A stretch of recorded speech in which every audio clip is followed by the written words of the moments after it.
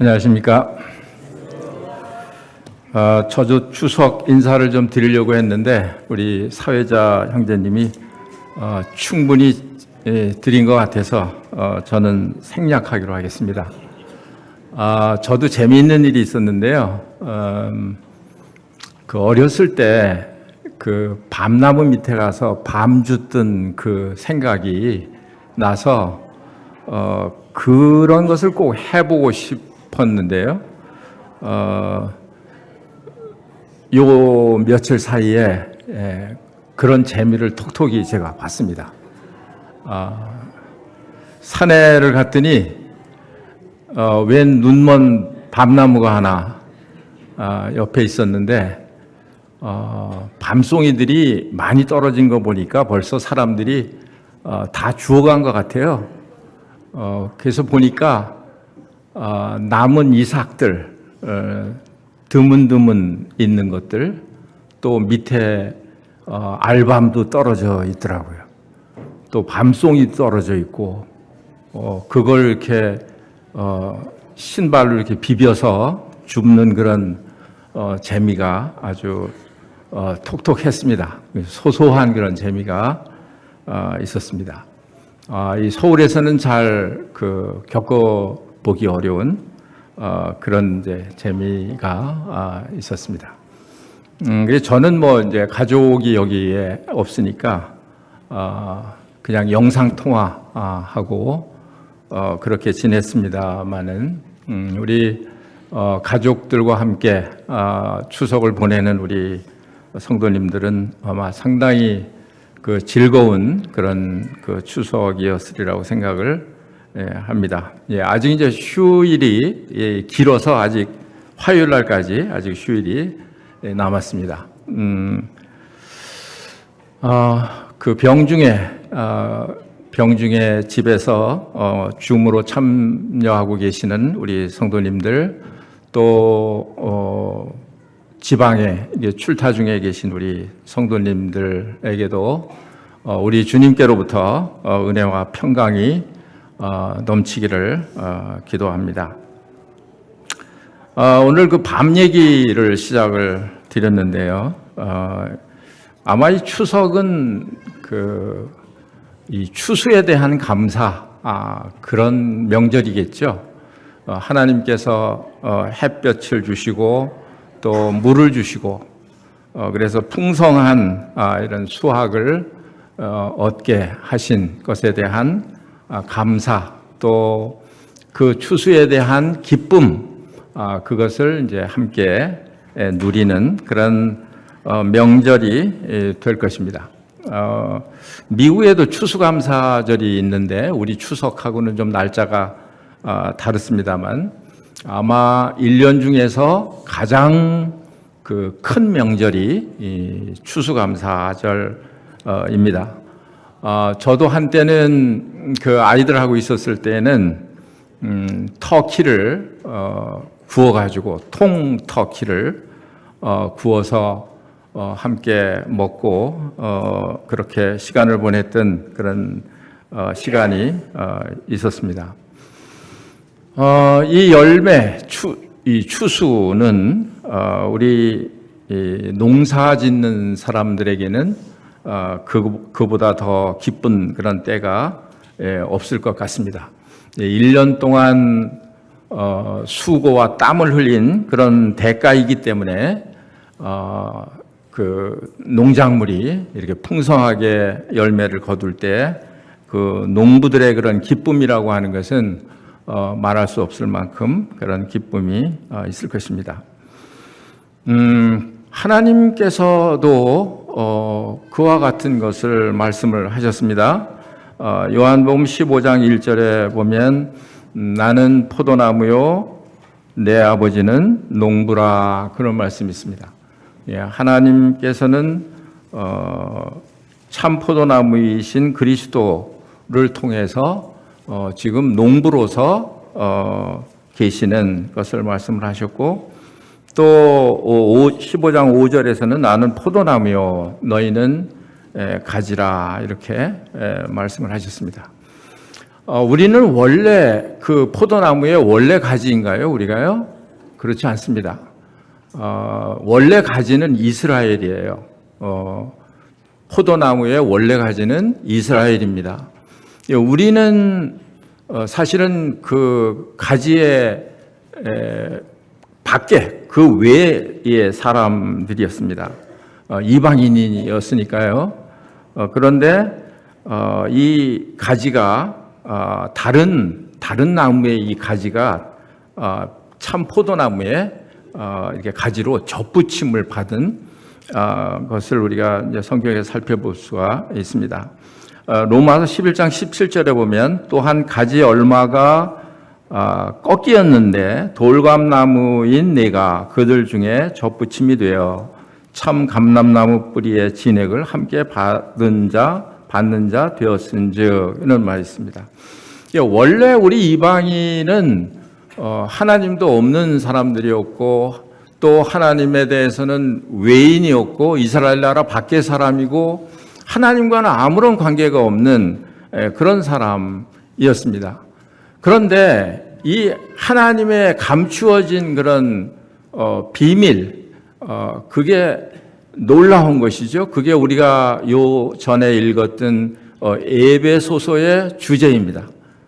교회의 비밀, 이것이 얼마나 놀라운지 이 하늘에 있는 권세들에게도 이렇게 알리기를 원하는 그런 그 놀라운 섭리, 놀라운 그런 비밀이 교회 안에 있다 하는 거예요. 그런데 정작 교회 안에 있는 사람들은 이 비밀이 무엇인지를 잘 알지를 못하고 그것을 누리지를 못하고 그것에 대한 감격이 없고 이런 이제 우리들 자신이 아닌가 하는 생각을 하게 됩니다. 에베소서를 우리가 읽으면서 그것을 발견할 수 있으면 우리가 에베소서를 잘 읽은 것입니다. 이 교회는 감추었던 비밀이에요. 구약에 있는 그런 선지자들에게는 나타내지 않았던 그런 것입니다. 신약에 와서 사도 바울과 선지자들, 사도들을 통해서 이 교회가 드러나기 시작을 했고 또 그때 교회가 시작이 됐어요. 이 교회는 대부분 이방인들로 채워져 있습니다. 유대인들은 꺾이었어요. 원래 가지였는데 하나님을 순종하지 않은 까닭에 그 원가지가 꺾이는 거예요. 그래서 지금 다 나라도 잊어버리고 전 세계에 지금 흩어져 있는 그런 현실이고 그 중에 일부만 이렇게 교회 안에 더해져 있는 것을 보게 되는데 그 대부분의 교회의 그런 성도들은 이방인들이에요. 다 이방인들이에요. 그래서 이런 그 놀라운 그런 하나님의 계획, 과거에는 이스라엘을 하나님의 백성이라고 했지만, 그러나 지금 하나님께서 가장 주목하고 계시고, 하나님께서 가장 사랑하고 계시고, 또 가장 놀라운 계획을 가지고 계시는 그런 것이 교회다 하는 거예요. 이것은 이스라엘은 아브라함 때부터 시작이 된 것을 우리가 알고 있습니다. 그런데 이 교회는 창세 전서부터 계획이 되어 있었습니다. 에베소 1장에 보면 그 교회는 창세 전부터 벌써 그렇게 예정되어 있는 그런 것에 대해서 말씀을 하고 있습니다. 그리고 이 교회는 그리스도의 피로 불러서 교회로 삼으신 거예요. 그냥 이스라엘 사람으로서 민족으로서 그런 태어나는 그런 게 아니라 그리스도의 피로 우리가 하나님의 권속이 된 것입니다. 하나님의 식구가 된 거예요. 그래서 이제는 이방인도 아니고 또 외인도 아니고 성도들과 동일한 시민이고 그게 이제 에베소서에서 계속 우리에게 말씀하고 있는 것 아닙니까? 여러분과 제가 그와 같은 교회 안에 놀라운 하나님의 그런 그 섭리 가운데 있었던 그런 교회에 속해 있는 그런 사람들이다 하는 것은 이것은 얼마나 감격스러운 일인지 얼마나 놀라운 일인지 모릅니다. 그러니까 여러분과 제가 하나님 앞에서 물론 그리스도로 말미암은 것이긴 합니다만은 정말 자부심을 가지고 그 하나님 앞에 나아가고 하나님께 나아가도록 하셨어요. 십자가로 그렇게 하신 것입니다. 또 하나님과 원수된 것을 소멸하셨다고 말씀을 하셨어요. 하나님과 우리와의 그런 원수된 것, 그것이 무엇으로 소멸이 되겠습니까? 죄로 말미암아 원수가 된 건데 그게 무엇으로 소멸이 되겠어요? 또 하나님과 우리 사이에 무엇으로 화평을 이루겠습니까? 그리스도께서 지신 그 십자가가 아니면 안 되지 않습니까? 그 십자가에서 받으신 그 고통이 너무 심하기 때문에 하나님과 나의 사이에 막혔던 그런 담을 헐어버릴 만큼 하나님과 우리 죄인 사이를 화목시킬 만큼 그 십자가는 우리에게 있어서 소중한 거예요. 그의 그 십자가에서 받으신 그 고통은 왜냐하면 그것 때문에 우리가 하나님과 화목이 되고 오늘 아침에도 우리가 마음을 다 열고 평화로다 라고 찬송을 하지 않습니까? 이게 어디서부터 온 거예요? 이게 우리 자신에게서부터 결코 주어질 수가 없는 것이에요. 이건 그리스도의 십자가로부터 오지 않으면 우리에게 주어질 수 없는 그런 것들입니다.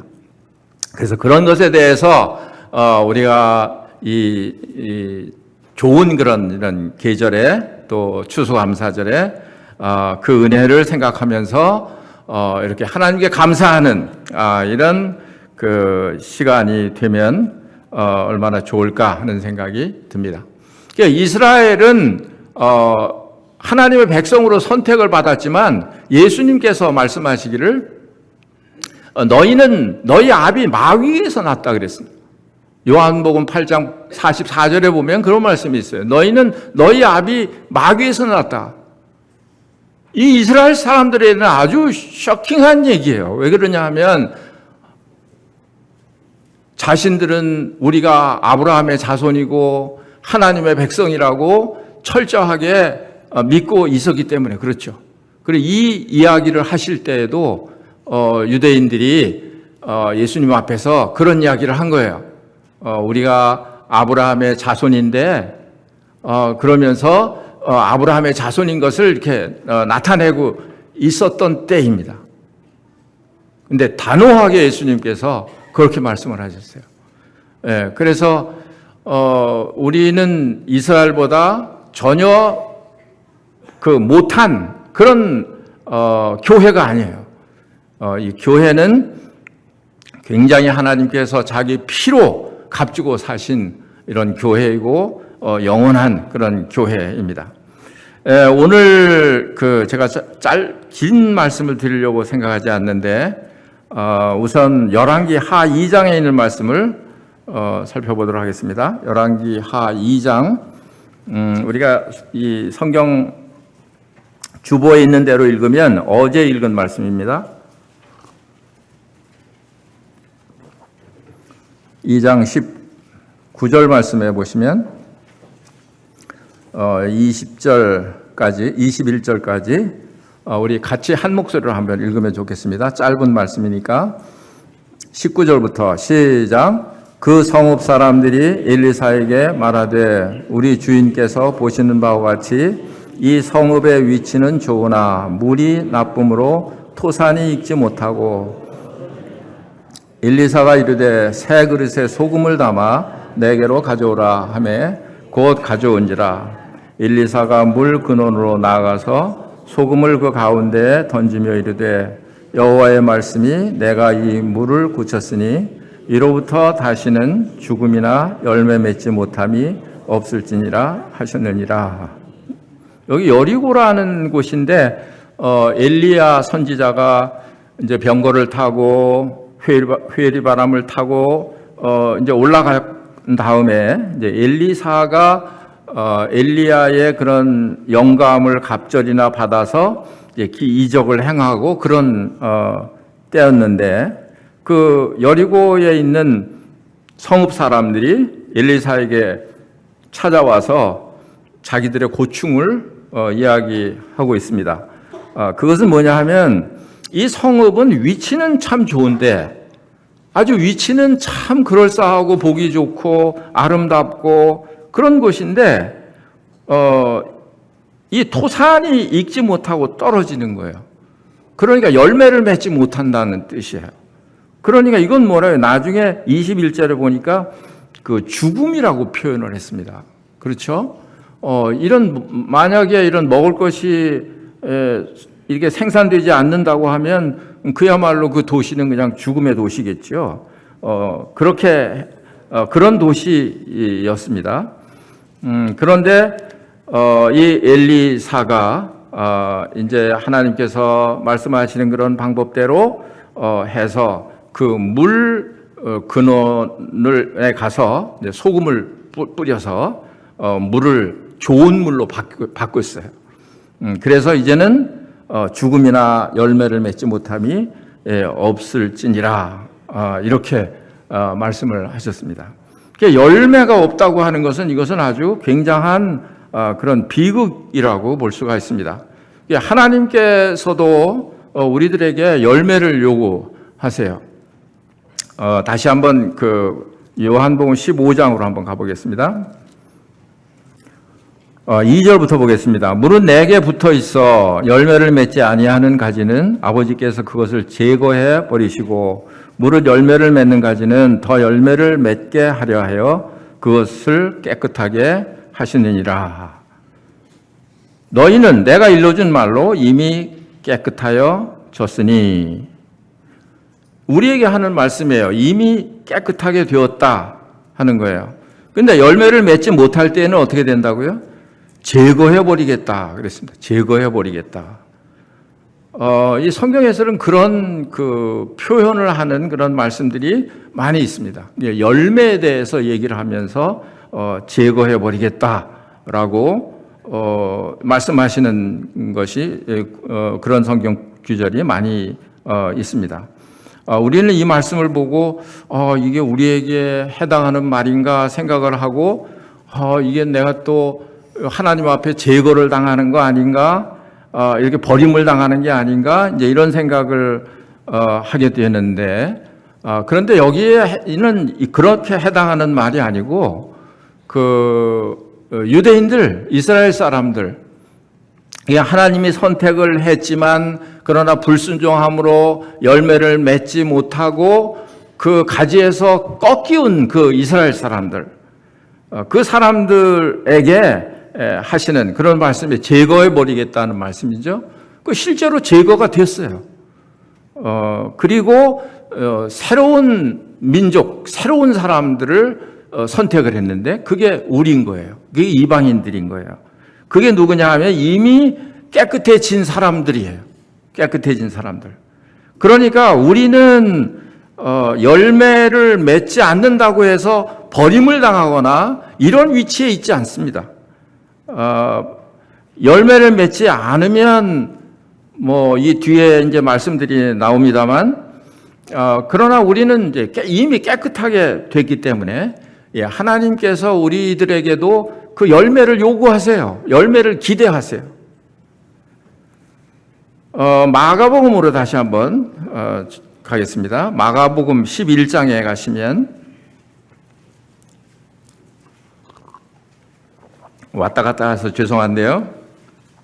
마가복음 11장 12절에 보시면, 이튿날 그들이 베다니에서 나왔을 때에 예수께서 시장하신지라 멀리서 잎사귀 있는 한 무화과 나무를 보시고 혹 그 나무에 무엇이 있을까 하여 가셨더니, 그가 가서 보신즉 잎사귀 외에 아무것도 없더라. 이는 무화과의 때가 아님이라. 예수께서 나무에게 말씀하셔 이르시되 이제부터 영원토록 사람이 내게서 열매를 따먹지 못하리라 하시니 제자들이 이를 듣더라. 의아하게 들은 것 같아요. 이게 무슨 무화과 나무 잘못도 아닌 것 같은데, 무화과 때도 아닌데, 그런데 저주를 하시다시피 이렇게 하시니까, 20절, 21절에 보시면, 그들이 아침에 지나갈 때 무화과 나무가 뿌리채 마른 것을 보고 베드로가 생각이 나서 여짜오되 라삐어 보소서 저주하신 무화과 나무가 말랐나이다. 그 무화과 나무가 실제로 예수님이 말씀하신 그 후에 뿌리가 말라서 완전히 말라서 죽은 거예요. 그러면 예수님께서 이 무엇을 무화과 나무의 열매를 못 얻어서 예수님께서 그렇게 그냥 단순하게 무화과 나무를 저주하셨을까? 그거는 아니죠. 무화과 나무를 보니까 잎이 무성한 나무가 보였어요. 사실은 이때 철은 3, 4월 정도 되는 이 철은 무화과 잎이 그렇게 무성하면 안 되는 철이에요. 무화과는 2번 열매를 맺는다고 합니다. 무화과 농사 짓는 분이 계신지 잘 모르겠습니다만 2번 열매를 맺는데요. 하나는 3, 4월에 열매를 맺는데 그것은 이제 아주 좋은 그런 열매는 아닙니다. 약간 쓴맛이 나지만 그러나 가난한 사람들이나 나그네나 이런 사람들이 따먹고 그냥 허기를 면할 수 있는 그런 열매가 맺히는 거예요. 그러니까 그때는 사실은 잎이 없어야 돼요. 이 화면 보시나요? 그 그림 하나 보이시나요? 네네네.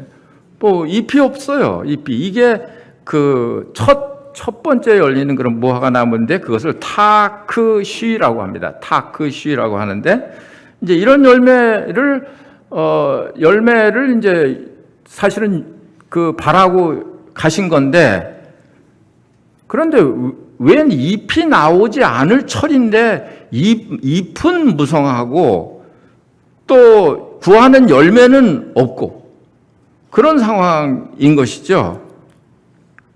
그래서 예수님께서 이 나무를 이렇게 열매를 맺지 못할 것이라고 이렇게 말씀하신 것을 우리가 여기서 볼 수가 있습니다. 근데 이런 것을 볼 때 하나님께서는 자기 백성들에게 요구하시는 게 있어요. 그게 뭐냐 하면 열매입니다. 열매. 이스라엘 백성들에게도 열매를 요구하시는 거고 또 깨끗하게 된 우리들에게도 열매를 요구하시는 거고. 그러니까 열매가 없을 때에는 이렇게 되는 거예요. 그래서 여기에 무화과의 때가 아님이라고 하는 거는 이제 한 8월이나 이때쯤 되면 이제 진짜 무화과가 열리는 그런 철입니다. 맛있는 그런 무화과가 열리는 철이에요. 이제 그때는 잎이 무성하게 되고 맛있는 그런 열매가 맺히는데 그런 카루무스라고 합니다. 열매 부르는 이름이 다른 거예요. 그래서 무화과 철이 아닌데도 예수님께서 타크시 그거를 바라고 가셨는데 그거를 얻지를 못하시니까 이 무화과 나무를 저주를 하셨습니다. 이것도 마찬가지로 이스라엘을 비유해서 이야기하신 것이다 이렇게 볼 수가 있습니다. 그래서 여하튼 열매가 맺지 못하는 것은 매우 심각한 것이에요.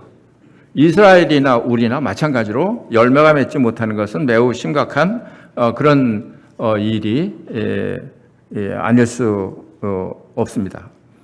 열매를 왜 맺어야 하느냐 하면 여기 다시 15장으로 넘어가겠습니다. 요한복음 15장으로.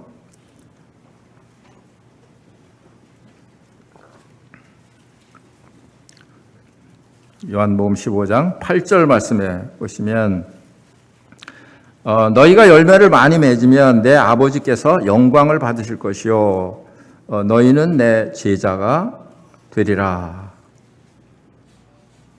그러니까 하나님께서 가장 기뻐하시는, 가장 좋아하시는 그런 음식, 그게 우리가 맺어드리는 그런 열매라는 뜻이죠. 그러면 하나님께서 영광을 받으신다는 거예요.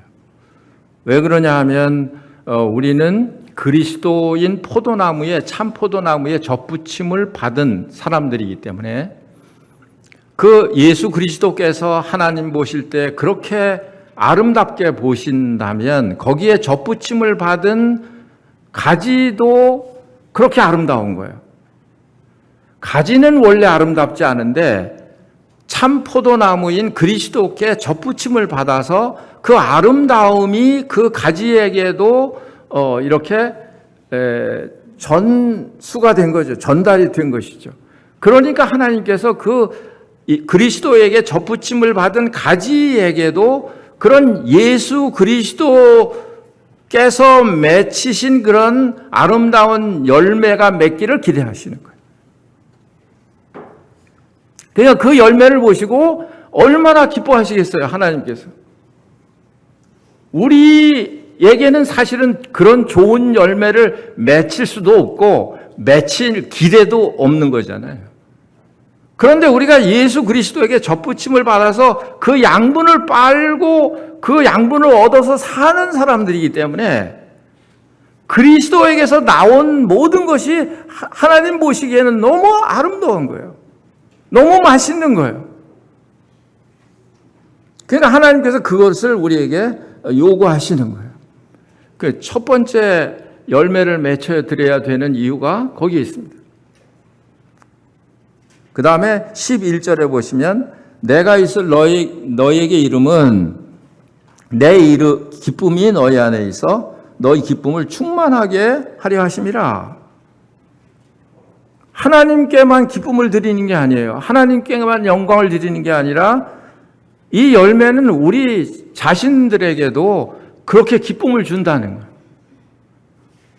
농부가 그 수확을 할 때 기뻐하는 것처럼 여러분 그런 분들 많이 계신데 텃밭에 나가셔서 거기서 상추도 심으시고 고추도 심으시고 가지도 심으시고 그러잖아요. 그런데 그 텃밭에 나가서 그 기른 그 고추, 가지 이런 걸 따실 때 어떠신가요? 재미있으시죠? 그렇죠? 그러니까 힘들어도 하시더라고요. 제가 생각할 때 그거 가서 사먹지 뭐 그렇게 가서 땅을 그렇게 파고 물을 주고 그렇게 수고를 하시나. 그 시간이 있으면 그냥 가서 사다 주면 되는 건데 아니에요.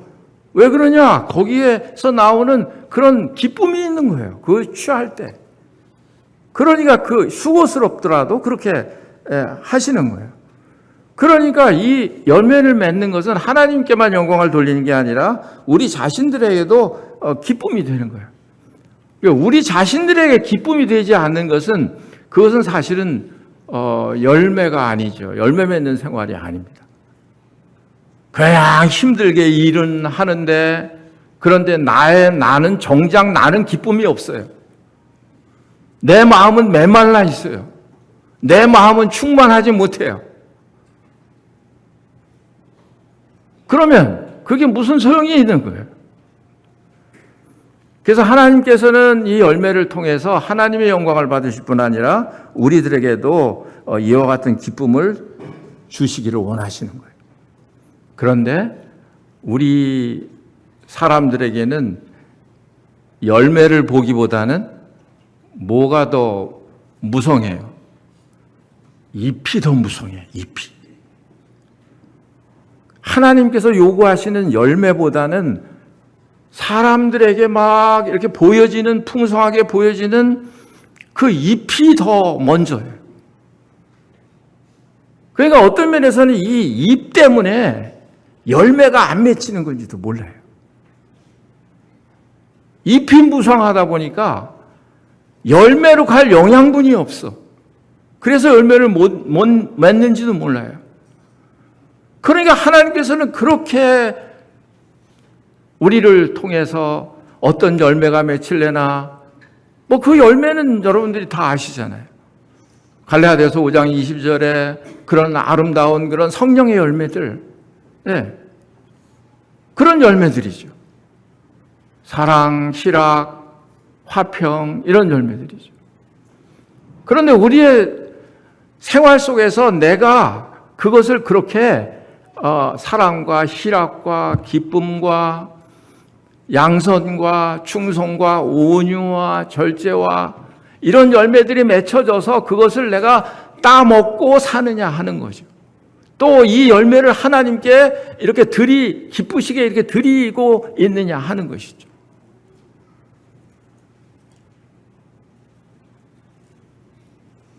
그러니까 어떤 면에 있어서는 우리가 어떤 보이지 않는 그런 열매, 이건 보이지 않는 거예요. 사랑이 어디 눈에 보이나요? 희락이 보이나요? 뭐 화평 이런 게 보이나요? 다 보이지 않는 내적인 거예요.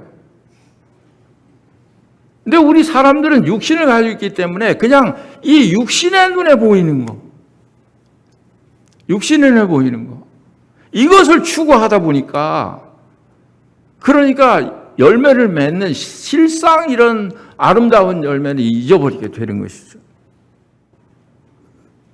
그래서 하나님께서는 이스라엘 백성들에게나 마찬가지로 우리들에게도 그걸 요구하시는 거예요.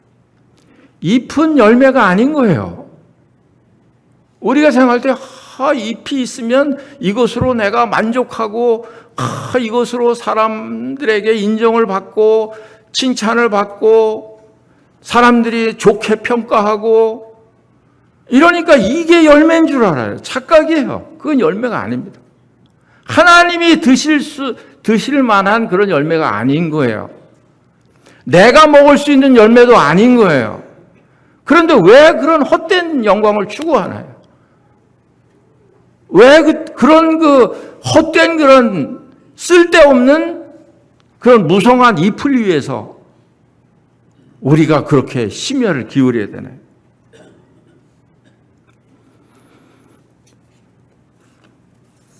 잎만 무성하고 열매가 없는, 우리 잘못하면 그럴 수 있어요. 왜 그러냐 하면 우리는 육신을 가지고 있잖아요.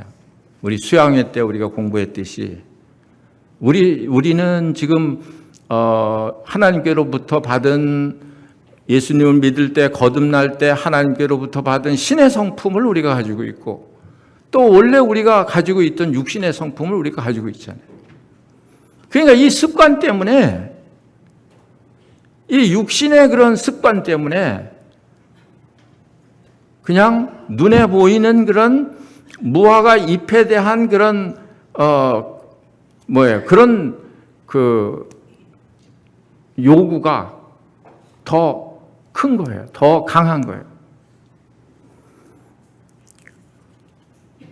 그러니까 조심하지 않으면 우리는 그냥 열매 없는 그런 삶을 살 수 있다 하는 것이죠.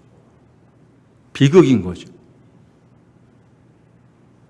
그러니까 신앙생활 하는 게 힘든 거죠. 내가 왜 이럴 때 환난이 있는데 기뻐해야 되는데, 이런 어려움이 있는데 이것도 이겨야 되는데 왜 인간관계에 있어서 이렇게 어렵고 이런가? 왜 이렇게 기쁨이 없나? 그래서 열매가 없는 거예요. 고린도서 13장에서도 우리에게 그 일에 대해서 말씀을 하고 있습니다. 고린도서 13장을 한번 보겠습니다. 고린도서 13장, 내가 사람의 방언과 천사의 말을 할지라도 사랑이 없으면 소리나는 구리와 울리는 꽹과리가 되고, 내가 예언하는 능이 있어 모든 비밀과 모든 지식을 알고 또 산을 옮길 만한 모든 믿음이 있을지라도 사랑이 없으면 내가 아무것도 아니요. 심각한 경고예요. 사람의 방언, 천사의 말을 하는 거 아무나 할 수 있습니까? 놀라운 능력이에요. 놀라운 은사예요. 또 예언하는 능력이 있어 모든 비밀과 모든 지식을 알고 또 산을 옮길 만한 모든 믿음이 있을지라도 이건 이제 외적으로 나타나는 그런 것들이에요. 은사들이에요. 그러면 은사가 있으면 그게 은사는 열매인가? 아니에요. 은사가 충만해도 열매가 그냥 안 맺힐 수도 있는 거예요. 열매가 전혀 아닐 수도 있는 거예요. 이거 뭐 엄청난 우리가 도전을 받는 거예요, 사실은요. 저 같은 사람 특별히 더. 여러분들 절 모르잖아요. 제 속을 모르잖아요.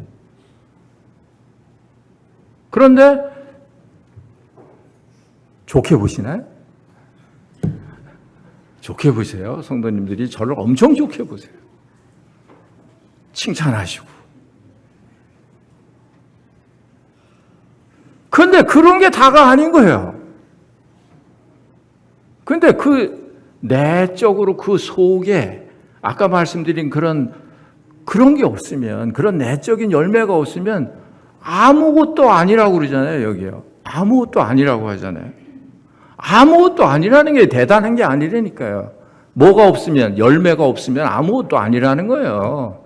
그러니까 중요한 건 뭐냐 이거예요. 내가 추구해야 될 게 뭐냐 이거예요. 열매지. 그게 아니라는 거예요. 뭐 천사의 말을 하고 뭐 비밀을 말하고 산을 옮길 만한 믿음이 있고 아니라는 거예요.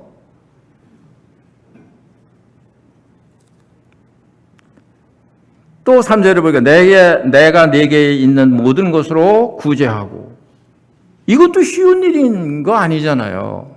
자기에게 있는 걸 가지고 다 퍼주는 거야. 다 구제하는 거야.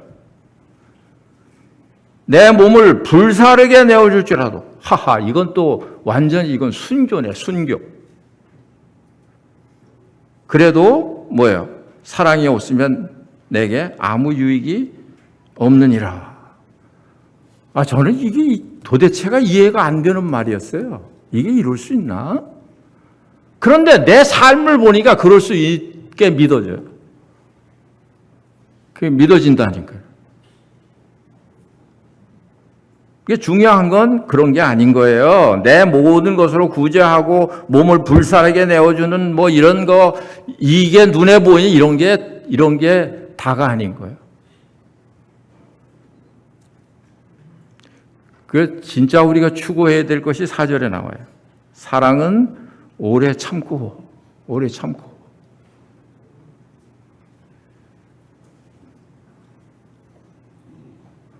오래 참고 그러니까 고개를 숙이시는 분들이 많으시네.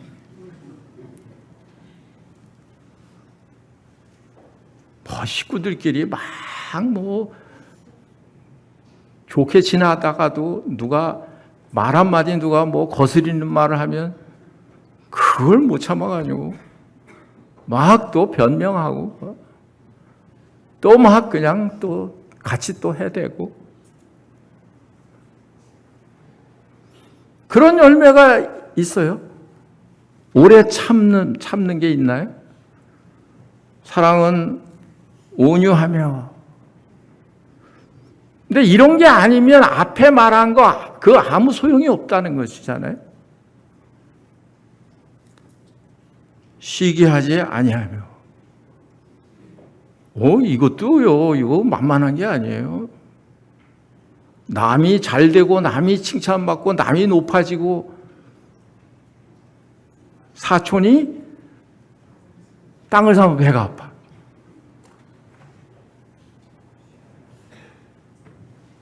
이게 오히려 축하해줘야지. 그렇잖아요. 사랑은 자랑하지 아니하며. 참 우리 사람 간사합니다.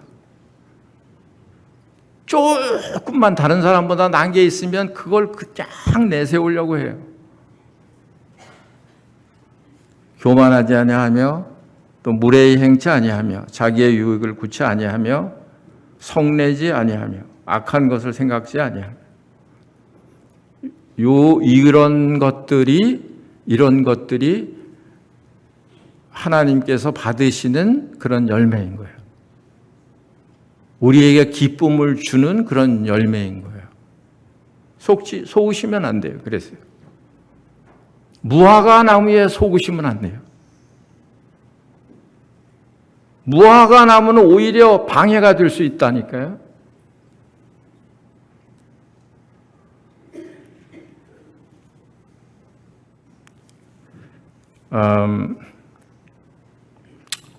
이번 이제 올해도 지금 11월, 12월 이렇게 남았습니다. 한 해를 이렇게 3개월 정도 이렇게 남았는데 마감을 이제 해야 되잖아요. 2023년도도 이제 마감을 해야 되잖아요. 그런데 우리가 한 해 동안 이렇게 살아오면서 정말 하나님 앞에서 이렇게 좋은 열매를 맺히고 이 좋은 열매를 하나님께 드릴 수 있나, 이런 것을 한번 점검을 하시면 좋을 것 같습니다. 내가 지금 주님을 섬기는 일에 있어서 이런 열매를 내가 먹고 살고 있나, 이런 열매를 맺고 기쁨을 누리고 살고 있나, 이런 것을 한번 생각을 해보시면 좋을 것 같습니다. 그래서 열매는 어떻게 맺느냐 하면 그것도 요한복음 15장에 다 기록이 되어 있습니다. 스스로 할 수 없다고 기록을 하고 있습니다. 우리는 못해요. 우리는 할 수 없어요.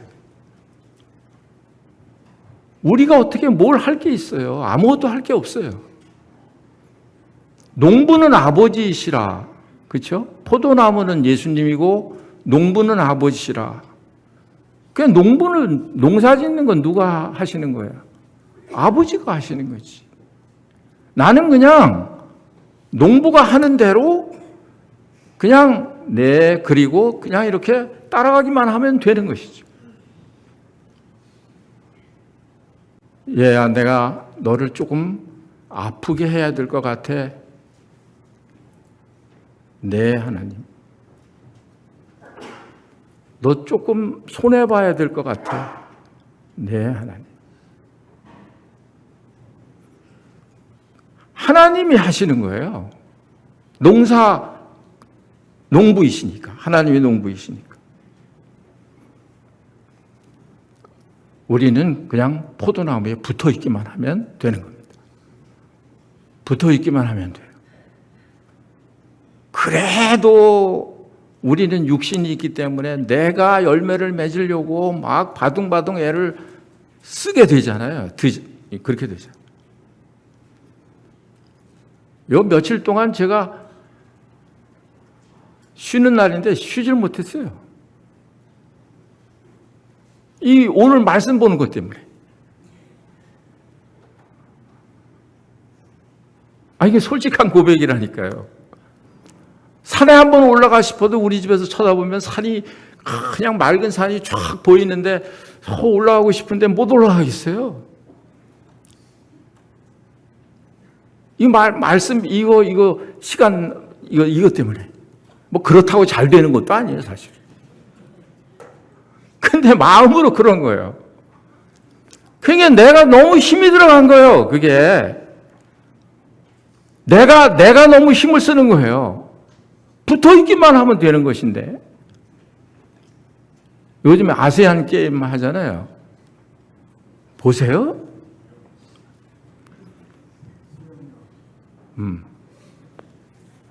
저는 그거 다 봐야 돼요. 어제 여자 축구 했잖아요. 북한한테 아쉽게 4대1로 졌어요.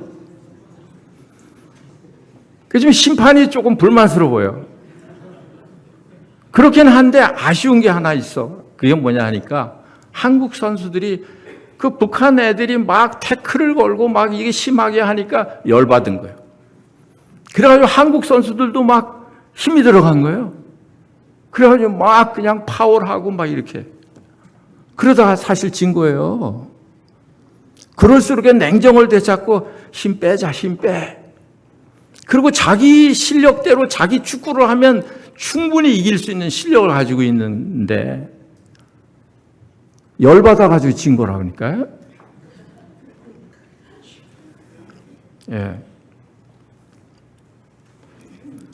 그러니까 모든 운동이 마찬가지예요. 북한 애들도 힘이 들어가 있더라고요. 그러니까 아마 제대로 힘 빼고 했으면 북한이 훨씬 더 많은 골을 넣었을 것 같아요. 제가 볼 땐. 근데 막 힘을 들여가지고 차니까 전부 이 골대 바깥으로 다 나가는 거예요. 감사하긴 했지만. 여하간 주님 섬기는 데 있어서는 육신의 힘을 빼야 돼요. 육신의 힘을. 네. 영적인 힘이 빠지면 이건 큰일 나는 것이고 육신의 힘을 빼야 돼요. 모든 운동이 다 그렇습니다. 골프하는 사람들이요, 힘 빼는데 3년이 걸린다고 그랬어요. 3년이 걸린다고. 골프 하시는 분들 내 말 이해하시죠? 네. 힘이 들어가면 아무것도 되는 게 없어요. 그래서 이건 뭘 가르치냐 하면 내가 하려고 애쓰는 거예요. 내가 하려고 버둥치는 거예요. 힘쓰는 거예요. 그냥 포도나무에 붙어 있으면 절로 열매를 맺는다고 말씀하시는데도 그게 어려운 거야. 그냥 힘을 빼고 포도나무에 붙어 있는 게 그게 어려운 거예요. 하나님과의 이런 교제를 통해서 그렇게 그리스도에게 붙어 있는 거예요. 나는 죽고, 우리 수양회 때 말씀드린 대로 나는 십자가에 못 박혀서 나는 죽은 사람이에요. 그러니까 뭘 그렇게 반응이 뭐가 그렇게 중요해요? 사람들의 평가가 뭐가 그렇게 중요해요? 죽은 사람이. 사람들의 칭찬이 뭐가 그렇게 중요해요? 죽은 사람이. 그러니까 나는 죽고 그리스도께서 나를 통해서 열매를 맺히기를 원합니다. 이렇게 하시면. 그러면 하나님께서 우리를 통해서 그리스도를 통해서 우리들에게 그냥 자연스럽게 우리도 알지 못하는 사이에 우리가 의식하지 못하는 사이에 그리스도께서 우리를 통해서 나타나지는 것이죠. 그게 참된 열매예요. 그게 하나님께서 기쁘게 받으실 그런 아름다운 열매가 되는 것이죠. 기도하겠습니다. 아버지 하나님 감사합니다. 아버지 하나님께서 비천한 가운데 있는 저희들을 선택하시고 그리스도의 참 포도나무에 접붙임을 받게 하시고 그의 가지가 되게 하신 것을 감사합니다. 저희를 통해서 우리 주님께서 나타나시고 또 열매를 맺기를 원하시고 또 그런 위치에 저희들을 두신 것을 감사합니다. 아버지 하나님, 저희들을 도우셔서 자신을 부인하게 하시고 그리스도께 우리 중심으로 우리 마음으로 그리스도께 붙어있는 그런 삶을 살도록 은혜를 베풀어 주시옵소서. 주 예수 그리스도의 이름으로 기도합니다. 아멘. 감사합니다.